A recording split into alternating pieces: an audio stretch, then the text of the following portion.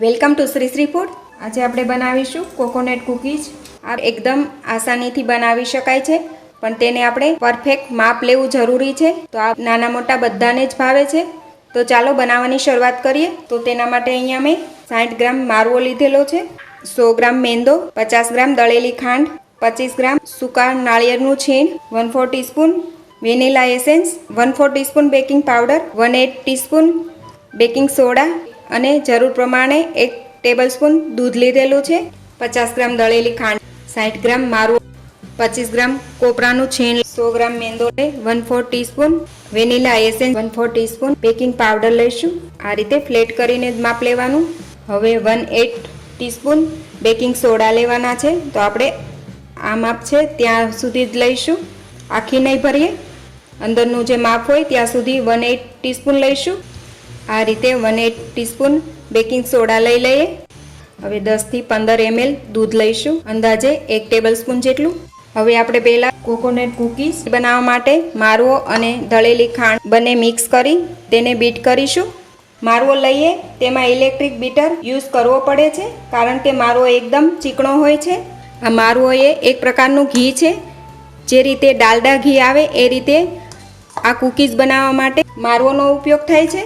હવે ખાંડ અને મારવો બીટ કરી લઈએ।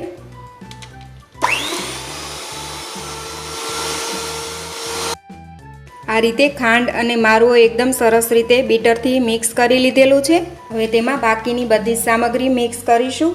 તો પહેલાં તેમાં આપણે મેંદો નાખીશું, કોકોનટ નાખીશું, બેકિંગ પાવડર પણ નાખીશું, બેકિંગ સોડા નાખીશું, વેનીલા એસેન્સ પણ નાખીશું। હવે હાથથી બરાબર મિક્સ કરી લઈએ। આ રીતે બધી જ સામગ્રી હાથથી બરાબર મિક્સ કરવી અને તેનો એક ડો તૈયાર થાય એ રીતે આપણે તૈયાર કરવાનું છે। હવે તેમાં આપણે થોડું દૂધ નાખીશું, બધું દૂધ એકસાથે નહીં નાખીએ, જરૂર પ્રમાણે જ નાખીશું। ફક્ત દૂધ આપણે બાઇન્ડિંગ માટે જ જોશે। આ રીતે લોટને ફક્ત બધો ભેગો થાય એ રીતે જ કરવાનો છે, વધારે ઢીલો નથી કરવાનો। હવે આ લોટ આપણો તૈયાર થઈ ગયો છે। દૂધ આપણે થોડું જ યુઝ કરવું, જરૂર લાગે એ રીતે જ યુઝ કરવું। હવે તેને હાથમાં લઈ મોટો લુવો કરી લઈએ। આ લુવો આપણો તૈયાર છે।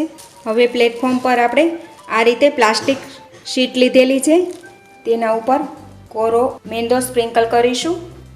તેના ઉપર આપણે લુવો પણ મૂકીશું, તેના ઉપર થોડો મેંદો સ્પ્રિંકલ કરીએ। હવે આપણે એકદમ પોચા હાથથી આ રીતે કૂકીઝ વણી લઈશું।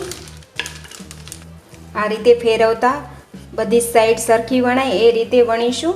આપણે જે રીતે ભાખરી જાડી રાખીએ એ રીતે જ કૂકીઝને જાડી રાખીશું, વધારે જાડી નહીં રાખીએ। આ કૂકીઝને આપણે જે રીતે ભાખરી થીક રાખીએ એ રીતે જ થીક રાખેલી છે। તો હવે આ વણાઈને તૈયાર છે। હવે તેના ઉપર તમે ડ્રાય કોકોનટ સ્પ્રિંકલ કરી શકો છો, અથવા તો આ રીતે કલરફુલ વર્મિસેલી પણ સ્પ્રિંકલ કરી શકો છો। તો આપણે વર્મિસેલી સ્પ્રિંકલ કરીશું, ડ્રાય કોકોનટ પણ લઈ શકો, તમને જે પસંદ હોય એ રીતે તમે બનાવી શકો। આખી જ ભાખરી ઉપર ફેલાવી દઈએ। આ રીતે ફેલાવી અને થોડું પોચા હાથેથી વેલણ મારી દઈશું, એટલે બહાર નીકળી ના જાય। હવે આ કૂકીઝ માટેનું મોલ્ડ લીધેલું છે, તેનાથી કટ કરીશું। અને આજે આપણે કૂકીઝ કડાઈમાં બનાવવાના છીએ, તો તેને પણ ગરમ થવા માટે મૂકી દીધેલી છે। એ પહેલાં જો તમે હજી સુધી અમારી ચેનલ સબસ્ક્રાઈબ નથી કરી તો પ્લીઝ અહીંયા ક્લિક કરો, એટલે સબસ્ક્રાઈબ થઈ જશે અને બેલ આઇકન પર ક્લિક કરશો એટલે તમને અમારા નવા વિડીયો મળતા રહે। અને વિડીયો પસંદ આવે તો પ્લીઝ લાઈક પણ કરો અને તમારા ગ્રુપમાં શેર પણ કરવાનું ભૂલતા નહીં। આ રીતે બધી જ કૂકીઝ કટ થઈ ગઈ છે। હવે જે એક્સ્ટ્રા લોટ છે તેની લઈ લઈએ। આ રીતે એકદમ ધીમેથી એક્સ્ટ્રા લોટ આપણે નીકાળી લઈશું। આ રીતે બધી જ કૂકીઝ તૈયાર થઈ ગઈ છે। હવે જે એક્સ્ટ્રા લોટ નીકળેલો છે તેને પણ એ જ રીતે આપણે વણીને કૂકીઝ તૈયાર કરીશું। કૂકીઝને આપણે આ રીતે સીબા પર ગોઠવી દઈએ। તેના ઉપર ઘી લગાવવાની જરૂર નથી, કારણ કે આપણે આમાં કૂકીઝમાં ઘી ઘણું લીધેલું છે। કૂકીઝ આ રીતે બાજુમાં મૂકીએ તો તે ચીપકશે નહીં। આપણે નાનખટાઈ બનાવીએ તો તે વધારે ફૂલે છે, આ કૂકીઝ વધારે ફૂલતી નથી, એટલે આ રીતે તમે ગોઠવીને મૂકી શકો છો।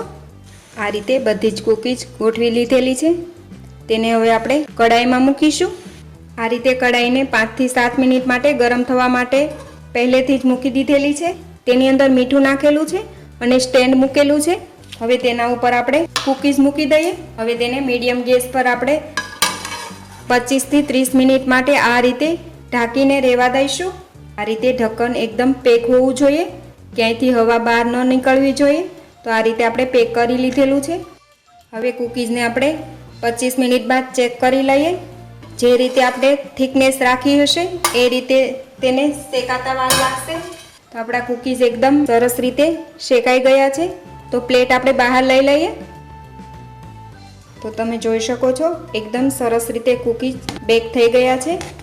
આ રીતે એકદમ સરસ રીતે કડાઈમાં પણ આપણે કૂકીઝ બનાવીને તૈયાર કરી શકાય છે અને એકદમ ઇઝીલી આ રીતે નીકળી પણ જાય છે. થોડા ઠંડા થાય ત્યારબાદ જ આપણે નીકાળીશું. આ એક પ્લેટ કૂકીઝ આપણા તૈયાર થઈ ગયા છે. એ જ રીતે આપણે ફરી તે જ પ્લેટમાં બીજા કૂકીઝ પણ આપણે શેકાવા માટે મૂકી દઈશું. હવે પ્લેટને આપણે શેકાવા મૂકી દઈએ. આ જ રીતે આપણે બધા જ કૂકીઝ તૈયાર કરીશું. ફરી તેને ઢાંકીને 20 મિનિટ બાદ ચેક કરી લઈશું. બીજા કૂકીઝ પણ આપણા શેકાઈને તૈયાર થઈ ગયા છે. તેને પણ આપણે પ્લેટ બહાર લઈ લઈએ. હવે આ પ્લેટને આપણે ઠંડી થવા દઈશું. આ કૂકીઝ પણ આપણે પ્લેટમાં લઈ લઈએ. હવે આપણા બધા જ કોકોનટ કૂકીઝ તૈયાર છે.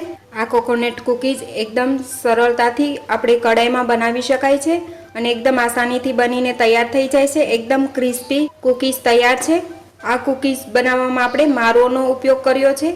મારો એ એક પ્રકારનું ઘી જ આવે છે, જે ડાલડા ઘી લઈએ તેના કરતાં થોડું વધારે ચીકણું હોય છે.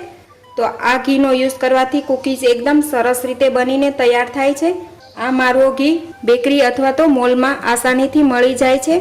તો તમે પણ આ રીતે કડાઈમાં કોકોનટ કૂકીઝ જરૂરથી બનાવજો અને તમારા એક્સપિરિયન્સ શેર કરજો. તો ફરી મળીશું એક નવી રેસીપી સાથે.